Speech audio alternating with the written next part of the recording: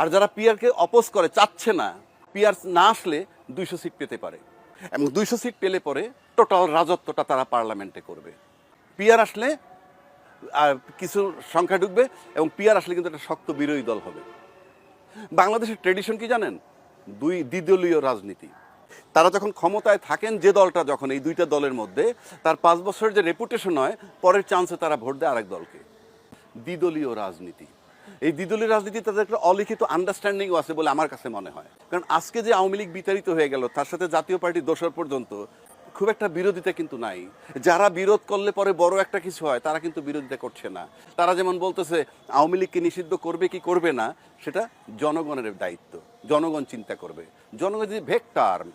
আবার জাতীয় পার্টিকে নির্বাহী আদেশে নিষেধ করা সমর্থন করছি না আমরা, একটা দল বলতেছে।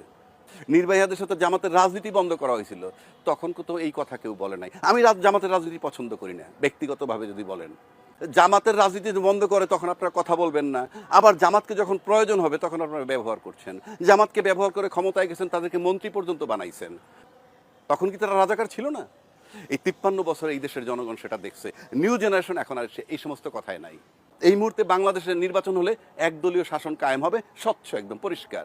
কিন্তু ঠিক এই মুহূর্তে বাংলাদেশের ইফেক্টিভ হইল পিআর পদ্ধতি। একমাত্র পিআর পদ্ধতি, এই দেশে চাঁদাবাজি বন্ধ হবে, সরকারের দুর্নীতি বন্ধ হবে। এগুলা বন্ধ করার একটাই রাস্তা এখন এই মুহূর্তে পিআর সিস্টেম। জনগণ বোঝে না, একটা ফালতু কথা। আবার অনেক রাজনীতিবিদরা বলে আমি বুঝি না, না বুঝলে গেট লস্ট, আপনার রাজনীতি করার তো অধিকার নাই। আমি লয়ার, আমি আইন বুঝি না বলে আমি ঘরে বসে থাকলে হবে?